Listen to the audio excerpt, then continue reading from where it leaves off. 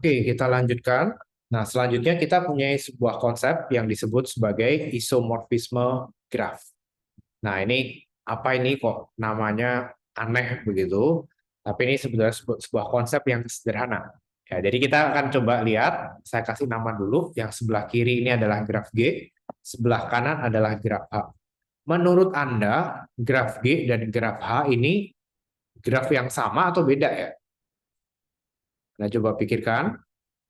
Kalau dilihat dari bentuknya sih kelihatannya ya beda gitu kan. Yang satu ini nggak ada garis-garis yang saling crossing begitu di G ini, sementara di H ada beberapa garis atau sisi yang crossing.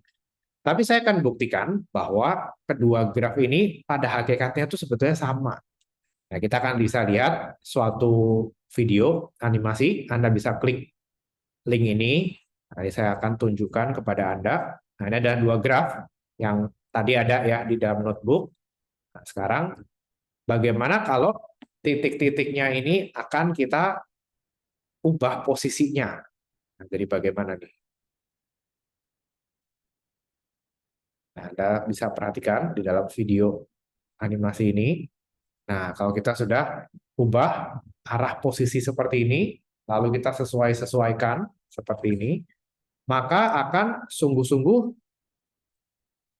sama gitu ya. Coba saya kembali ke sini. Nah, ini betul-betul sama ya antara yang sebelah kiri dan sebelah kanan. Sebetulnya sih nggak sepenuhnya sama gitu. Hanya saja cara menggambarnya itu berbeda. Tapi kalau kita rearrange, maka keduanya itu sebetulnya sama. Nah, jadi sebetulnya kita tidak mengatakan bahwa G dan H ini sama. G dan H ini memang beda ya, tapi kita akan katakan bahwa G itu isomorfik, isomorfik dengan H. Jadi not exactly the same, tapi ya kira-kira pada hakikatnya sama lah. Nah, kita akan masuk ke dalam definisi. Nah, ini mohon maaf, definisinya agak agak menyakitkan mata. Anda harap bersiap begitu.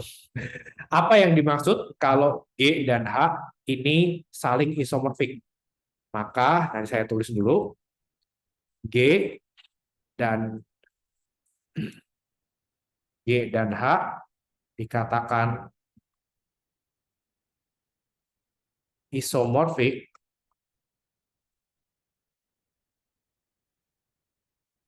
jika, nah ini notasinya saya kasih dulu ya. Notasinya seperti ini. G dan H itu seperti sama dengan, tapi ada tambahan tilde di atasnya gitu ya. Jadi isomorfik ini bacanya.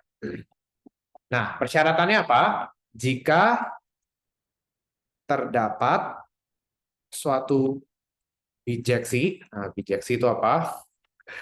Bijeksi phi seperti ini. Misalkan ini adalah bijeksi yang bijeksi itu fungsi ya, by the way. Memetakan dari titik-titiknya G kepada titik-titiknya H yang dalam tanda kutip mengawetkan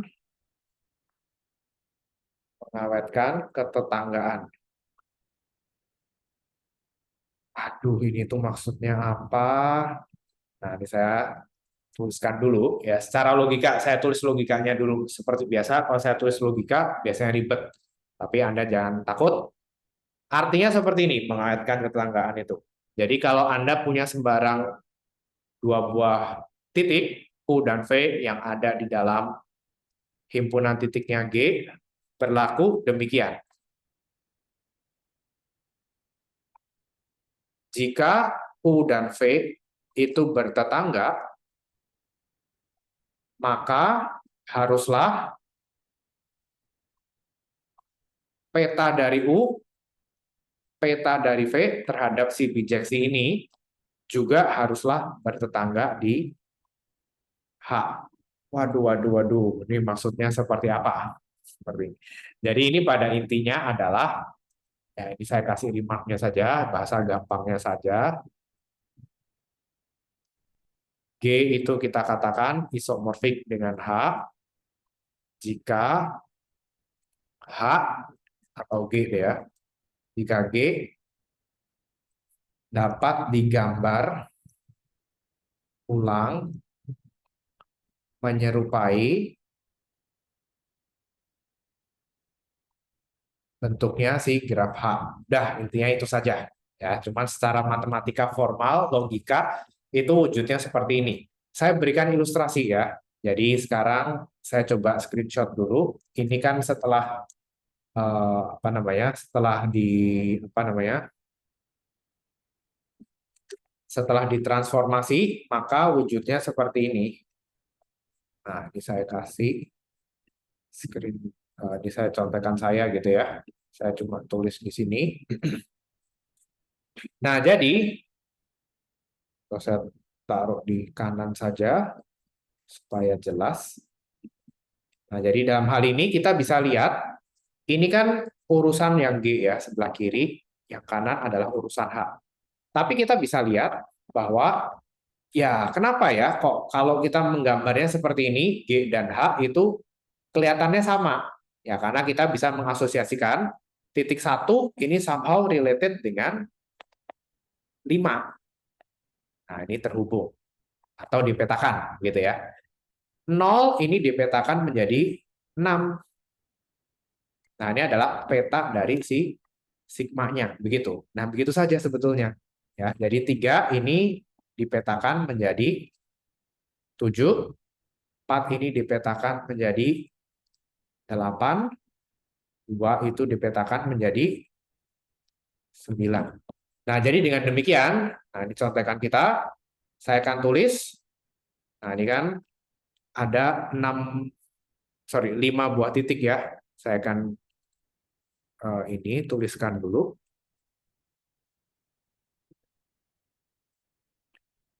Nah, kita akan lihat peta dari 1, 2, 3, 4, dan 5 itu seperti apa.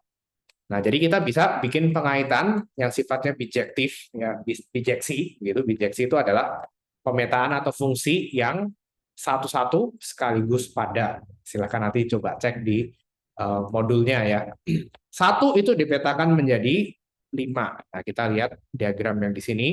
2 dipetakan menjadi 9, 3 dipetakan menjadi 7, 4 dipetakan menjadi 8, 5 itu, sorry, bukan 5, tidak ada 5 ternyata. Jadi ini saya ganti 0, 0 dipetakan menjadi 6. Nah, jadi dengan mendefinisikan V yang seperti ini, fungsi pemetaan, atau sebetulnya ini Anda dapat pahami juga ya, bijeksi ini seperti permutasi. Ya, jadi sedang mengacak-acak urutan dari si titik-titiknya. Nah, jadi di sini kita lihat, kalau kita ambil contoh deh ya, misalkan 1 dan 2 itu kan bertetangga di G. Kita akan lihat V1 itu adalah 5, ini adalah V1, 5 di sini, V2 adalah 9. Nah, di sini. Nah, kalau 1 dan 2 ini bertetangga, maka V1 dan V2 juga bertetangga. Nah, sebaliknya, kalau misalkan ambil 4 dan 3, ini tidak bertetangga, nah kita lihat V dari 3 itu adalah 7. Nah, ini adalah V dari 3, kemudian V dari 4 itu adalah 8, yang di sini. Nah, jadi yang di sini, karena yang di G tidak bertetangga, maka dia juga tidak bertetangga di sini. Nah, ini yang disebut sebagai isomorfik. Nah, ini bagaimana cara menstrukturkan secara logika. Gitu. Jadi, satu kalimat logika yang singkat seperti ini, itu bisa menjelaskan konsep yang kompleks ya, seperti ini. Jadi ini apa namanya, pengertian dari dua buah graf yang memang berbeda, tetapi sebetulnya pada hakikatnya adalah sama. Kita akan lihat contoh. Nah, sekarang kita cek, ini adalah graf G, ini adalah graf H. Kira-kira apakah G itu isomorfik dengan H? Kira-kira beda atau tidak? Anda jawab. Tentu saja G dan H, gimana caranya bisa isomorfik? Tentu dia tidak isomorfik.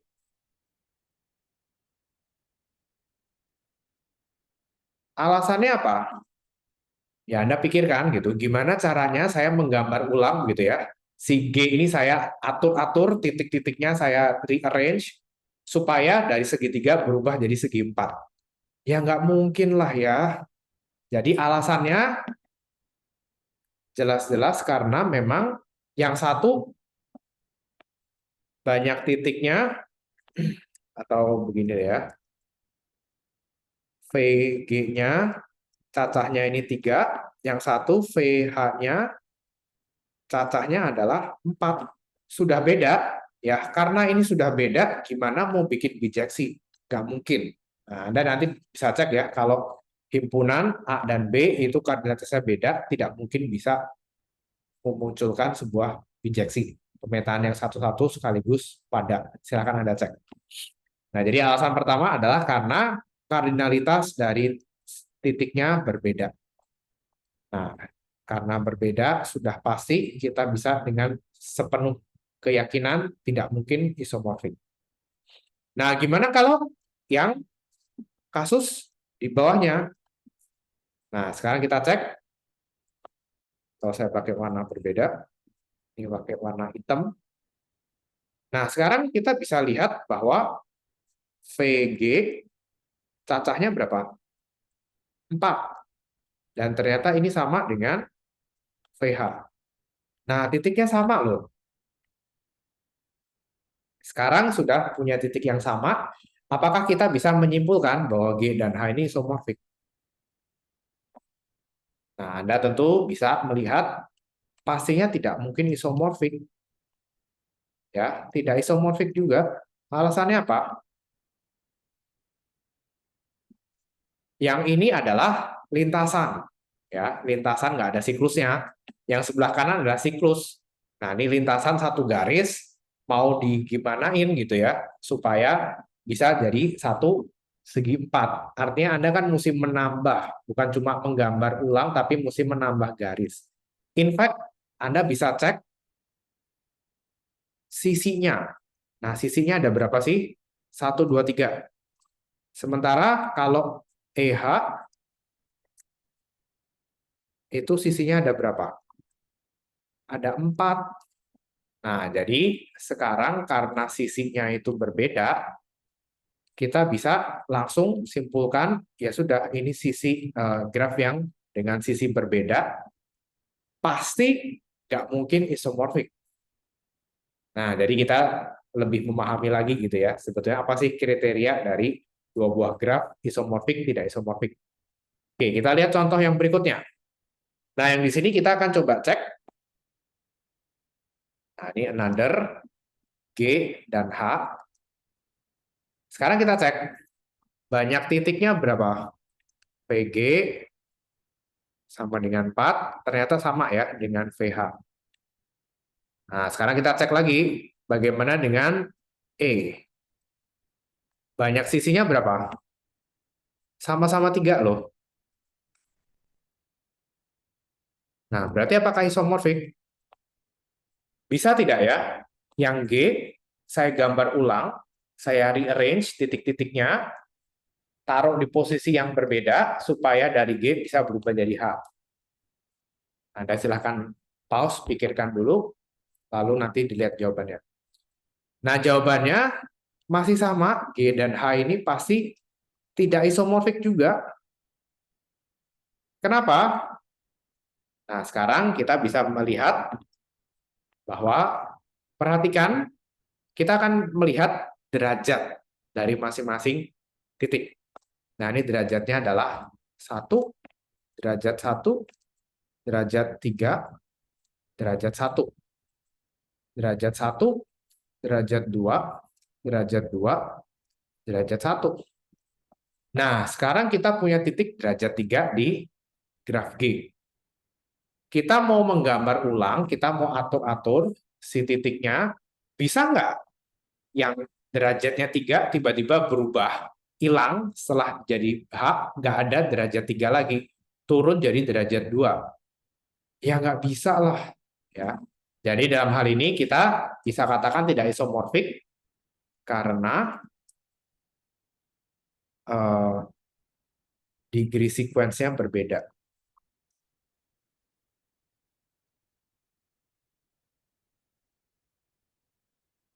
Jadi maksudnya kalau kita lihat eh, degree apa namanya derajat-derajat dari titik-titiknya kalau kita kumpulkan itu nggak match gitu. Jadi itu pasti tidak isomorfik. Oke lah, sekarang kita coba gimana kalau seperti ini. Ya udah, ini kita lihat ya, titiknya sama, semuanya 6, sisinya sama tidak? Banyaknya 1, 2, 3, 4, 5, 6, 7, 8. Yang di sini graf G, ini graf H. Sisinya 8, yang H 1, 2, 3, 4, 5, 6, 7, 8, sama-sama 8. Lalu kita akan coba cek derajatnya. Di sini derajat 3, derajat 3, derajat 2, derajat 3, derajat 3, derajat 2. Nah, di sini derajat 2, derajat 3, 3, 2, 3, 3. Nah, seperti ini. Nah, ini kan sudah cocok ya. Semua degree-nya juga sama. Yang derajatnya 2 ada 2, derajatnya 3 ada 4. Yang G sifatnya demikian, H juga sifatnya demikian. Tapi apakah G ini isomorfik dengan H? Coba Anda pikirkan. Pause dulu, kemudian Anda jawab. Nah, ternyata jawabannya juga tidak isomorfik. Betul ya? Nah, sekarang alasannya apa? Kenapa kok bisa mengatakan bahwa kedua graf ini tidak isomorfik? Nah, sekarang Anda boleh perhatikan, ya. Di sini saya punya sebuah titik yang berderajat 3. Tetangganya adalah, di sini kita punya bertetangga dengan titik berderajat 3, berderajat 3, berderajat 2. Ya, seperti ini. Kemudian di sini kita punya, ini berlaku untuk semua titik dengan berderajat 3. Maaf, saya ulang saja ya. Saya hanya melihat yang bukan derajat 3. Tapi sekarang saya lihat ke yang sini saja supaya lebih mudah. Perhatikan yang titik derajat 2 masing-masing di sini. Derajat 2 itu tetanggaan dengan, oh maaf, maaf. Alasannya bukan tentang tetangga. Saya ulang ya. Nah, jadi sekarang alasannya demikian. Perhatikan bahwa di graf G kita punya sebuah, ini apa? Siklus 3. Ya. Sementara di H ada tidak siklus yang panjangnya 3? Nah, kita coba lihat 1, 2, 3, 4. Ini bukan 3, fail. Coba cari siklus yang lain. 1, 2, 3, 4. Bukan siklus 3, fail.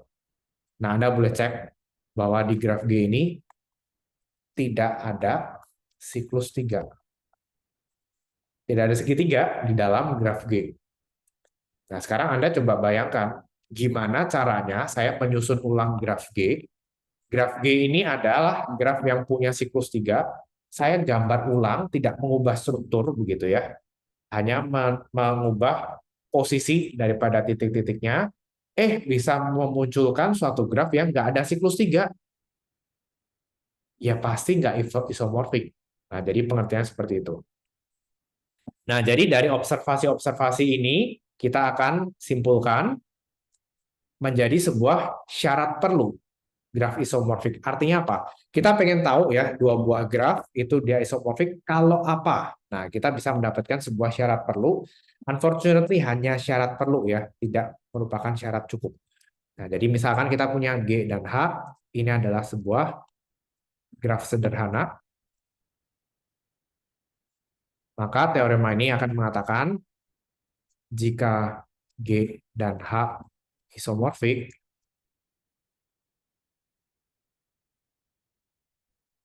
maka nah kita punya syarat. Nah, ini betul ya. Kalau syarat perlu itu kan masih ingat ya, syarat perlu jika P maka Q, maka si Q ini yang menjadi ini adalah syarat perlu. Sementara P ini yang menjadi kondisi. Nah, jadi kondisinya adalah apakah dua buah graf isomorfik atau tidak. Syarat perlunya yang pertama adalah Anda harus memastikan titik-titiknya itu mesti cacahnya sama, nggak boleh beda. Kalau beda ya sudah otomatis langsung syarat perlunya tidak terpenuhi. Ya, karena tidak terpenuhi maka isomorfiknya juga pasti tidak terpenuhi. Nah, itu kan definisi dari syarat perlu. Selanjutnya, selain daripada titik, sisinya juga cacahnya harus sama. Lebih lanjut lagi, di sini kita akan punya juga persyaratan yaitu bahwa himpunan dari derajat titik-titik di G itu selalu sama dengan himpunan derajat titik-titik yang ada di H. Nah, ini tiga hal ini harus terpenuhi supaya G dan H isomorfik. Artinya, satu saja syarat tidak terpenuhi, maka Anda bisa mengatakan bahwa kedua graf pasti tidak isomorfik. Tapi tidak berlaku sebaliknya. Ya, kalau syarat perlu kan begitu. Ya, ini saya kasih remark. Ya, remarknya syarat di atas bukan syarat cukup. Maksudnya apa? Kalau misalkan satu terpenuhi, dua terpenuhi, tiga terpenuhi, apakah langsung bisa kita simpulkan bahwa G dan H itu isomorfik? Jawabannya belum tentu. Ya, kadang-kadang bisa isomorfik, kadang-kadang bisa ternyata tidak isomorfik. Nah, jadi di sini kita betul-betul harus bisa melihat lebih lanjut lagi. Jadi ini sifatnya sekali lagi ini adalah syarat perlu. Kalau tidak terpenuhi maka gagal isomorfik. Tapi kalau terpenuhi dia belum tentu cukup. Ya, bukan syarat cukup, jadi belum tentu langsung Anda bisa simpulkan isomorfik. Kalau Anda mau mencari isomorfik, maka carilah dulu bijeksinya atau isomorfismenya. Nah, kira-kira seperti itu.